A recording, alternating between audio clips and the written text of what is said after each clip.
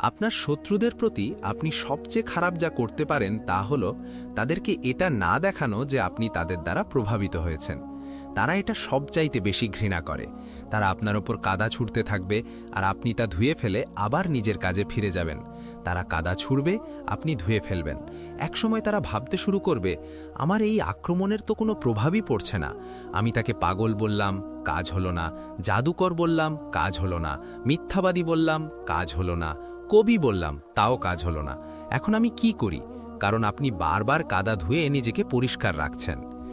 আজকের খুতবায় আমরা সূরা আল মুদ্দাসসারের দুটি ছোট আয়াত নিয়ে চিন্তা করব, যেগুলো আমি তেলাওয়াত করা আয়াতগুলির শেষের দিকে ছিল। ওয়া সিয়াবাকা ফাতাহির ওয়ার রিজ্জা ফাহজুর।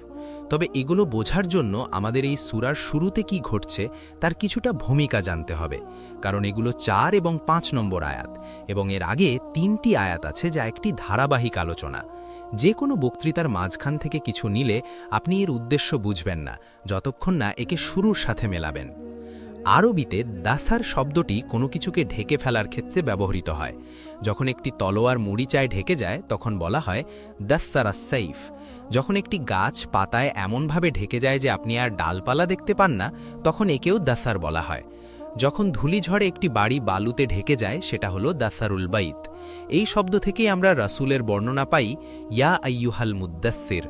এই শব্দটি সাধারণত তখন ব্যবহৃত হতো যখন কেউ আরবের মরুভূমিতে বাইরে যেত এবং বালু, বাতাস আর আবহাওয়ার কারণে ধুলোবালি, ময়লা আর ঘামে ঢেকে যেত। এরপর তারা বাড়ি ফিরে এসে নিজেকে পরিষ্কার বা ডিটক্স করত। তাই মুদ্দাসসির শব্দটি কেবল চাদর মুড়ি দেওয়াকে বোঝায় না, এটি সেই অবস্থাকেও বোঝায় যখন রাসূল তার মিশনে বাইরে যেতেন। ঠিক যেমন বাইরে গেলে চরম আবহাওয়ার মুখোমুখি হতে হয়, দাওয়াতের কাজে ইসলামের বার্তার জন্য দাঁড়াতে গেলে আপনাকে মানুষের কটু কথা, গালিগালাজ, তাদের বাঁকা চাহনি এবং বাধারূপী চরম আবহাওয়ার মুখোমুখি হতে হয়। আপনি ক্রমাগত বিভিন্ন ধরনের নেতিবাচকতার শিকার হন।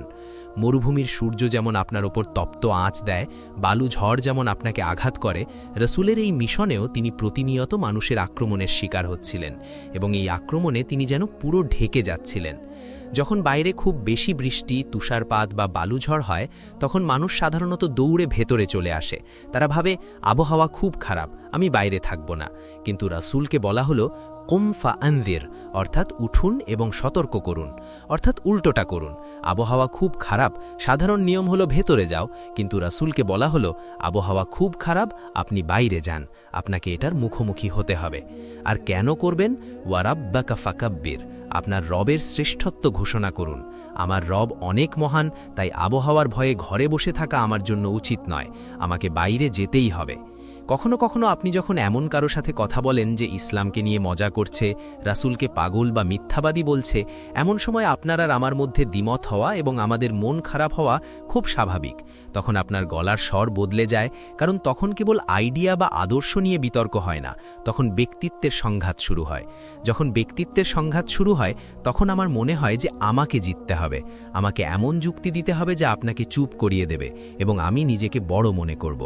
আপনার যুক্তি আমাকে ছোট অনুভব করিয়েছে, এখন তর্কে জিতে আমি বড় হতে চাই। কিন্তু রাসূলকে বলা হয়েছে আপনার কাছে সর্বকালের সবচেয়ে শক্তিশালী যুক্তি কুরআন আছে, আপনি তর্কে সব সময় জিতবেন। তারা কাদা ছুড়বে, কিন্তু কুরআন সেই কাদাকে ধুয়ে দেবে। কিন্তু সেই বিজয় যেন কখনো নিজের সত্তার বা নফসের বিজয় না হয়, এটা সবসময় আল্লাহ বড়ত্ব প্রকাশের বিজয় হতে হবে। নিজের ব্যক্তিত্বকে বার্তা থেকে আলাদা রাখুন। এরপর আল্লাহ রাসূলকে বলছেন ওয়া সিয়াবাকা ফাতাহির, অর্থাৎ আপনার পোশাক পবিত্র রাখুন। এর রূপক অর্থ হল দাওয়াতের কাজ করতে গিয়ে আপনি দুই ধরনের মানুষের দেখা পাবেন।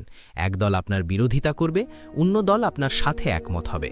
বিরোধীরা যখন আক্রমণ করবে সেটা আপনাকে প্রভাবিত করবে, আবার অনুসারীরা যখন আপনার প্রশংসা করবে সেটাও আপনাকে প্রভাবিত করবে।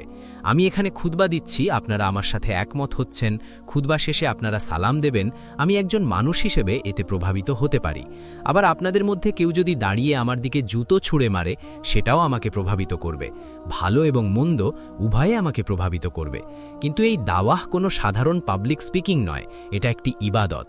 আর ইবাদতে আপনাকে উজু করতে হয়, আল্লাহর সামনে দাঁড়াতে হয়। আপনার পেছনে 10 লাখ মানুষ নামাজ পড়ুক বা কেউ না থাকুক, সেটা আপনার নামাজের উপর প্রভাব ফেলে না, কারণ নামাজ কেবল আল্লাহর জন্য। আপনি মানুষের চিন্তা থেকে নিজেকে পবিত্র করেছেন। দাওয়াতের ক্ষেত্রেও তাই। বাইরে মানুষের সাথে মেলামেশার পর আপনাকে নিশ্চিত করতে হবে যে বিরোধীদের বিরূপ আচরণ বা অনুসারীদের প্রশংসা যেন আপনার মনে দাগ না কাটে। সেই প্রভাবগুলো ধুয়ে ফেলুন। যেমন পোশাক নোংরা হলে ধুয়ে ফেলেন, মানুষের আচরণের প্রভাবও মন থেকে ধুয়ে ফেলুন। এরপর আল্লাহ বলছেন, ওয়া রিদজা ফাহজুর। আরবিতে রিদজ মানে ভারী ওজন। কখনো উট অনেকক্ষণ বসে থাকলে তার পা আড়ষ্ট হয়ে যায়, সে আর উঠতে পারে না, সেটাকে বলা হয় নাকাতুন রাজ্জা। এর মানে হলো তার পা ভারী হয়ে গেছে, সে নড়তে পারছে না। এই শব্দটির সম্পর্ক ভারী ওজনের সাথে। আল্লাহ রাসূলকে বলছেন, আপনার উপর যে কষ্টের বোঝাগুলো আসবে সেগুলো ঝেড়ে ফেলুন। আপনার হয়তো মনে আছে বহু বছর আগে আপনার কোনো বন্ধু আপনাকে খুব নিষ্ঠুর কিছু বলেছিল, যা আপনাকে গভীরভাবে আঘাত করেছিল। আজও যখন আপনি তাকে দেখেন, আপনার সেই কষ্টের কথা মনে পড়ে। যদিও সে ক্ষমা চেয়েছে, তবুও সেই শব্দের বোঝা আপনার মনে রয়ে গেছে, আপনি ভুলতে পারেন না। কিন্তু রাসূলকে আবু জেহেল আবু লাহাবদের সামনে গিয়ে দাওয়াত দিতে হতো। পরদিন যখন তিনি তাদের দেখবেন, মানুষের স্বভাব হিসেবে তার মনে আগের দিনের কষ্টের কথা মনে আসার কথা। আর যদি আপনি আগের দিনের কষ্টের কথা মনে রাখেন, তাহলে আপনার আচরণ কি আগের মতো দয়ালু থাকবে? আপনি কি একইভাবে তাকে দাওয়াত দিতে পারবেন? না, পারবেন না। আপনি তার থেকে দূরে থাকতে চাইবেন। তাই আল্লাহ বলছেন, তারা গতকাল আপনার সাথে যতই নিষ্ঠুর আচরণ করুক না কেন, সেই বোঝা আপনি আজ বইবেন না। সেই অপবিত্রতা এবং বোঝা ঝেড়ে ফেলুন। তাদের সাথে এমনভাবে কথা বলুন যেন আজই আপনি প্রথমবার তাদের সাথে কথা বলছেন। প্রথমবারের মতো দাওয়াত দিন। এটি অত্যন্ত কঠিন একটি মানদণ্ড যা আল্লাহ রাসূলের জন্য নির্ধারণ করেছেন। সলাতের একটি উদাহরণ দিই। ধরুন আপনি জামাতে নামাজ পড়ছেন, আপনার ঠিক পাশেই এমন একজন লোক এসে দাঁড়িয়েছে যার সাথে আপনার আদালতে 5 বছর ধরে মামলা চলছে। নামাজ শুরু হয়ে গেছে, এখন পুরো নামাজে কি আপনি আল্লাহর বড়ত্ব নিয়ে ভাববেন, নাকি তাকে কনুই দিয়ে একটা গুঁতো দেওয়ার সুযোগ খুঁজবেন? কিন্তু আপনি তো নামাজে আছেন। এর মানে আপনার বন্ধু পাশে থাকুক বা আপনার চরম শত্রু, তাতে কিছু যায় আসে না। আপনি এখানে আল্লাহর জন্য এসেছেন। কোর্টের মামলা কোর্টে দেখা যাবে, কিন্তু নামাজে আপনি আর সে ভাই ভাই। সেখানে আপনাকে বলতে হবে, আসসালামু আলাইকুম ওয়া রাহমাতুল্লাহ। আপনার ব্যক্তিত্বকে সেখানে বিলীন করে দিতে হবে, অতীতের বোঝা ঝেড়ে ফেলতে হবে। এটাই রাসূলের কাছে আল্লাহর চাওয়া ছিল। এই আয়াতগুলো কেবল নামাজের আগে পোশাক পবিত্র করার জন্য নয়, বরং দাওয়াতের কাজে মানুষের প্রশংসা বা নিন্দা দ্বারা প্রভাবিত না হওয়ার জন্য, অতীতের অভিজ্ঞতা ভুলে গিয়ে আল্লাহর বার্তার জন্য কাজ করার জন্য। আপনি যখন নিজের পোশাক পরিষ্কার রাখবেন, এর মানে আপনি নিজেকে সতেজ করে ফিরে এসেছেন।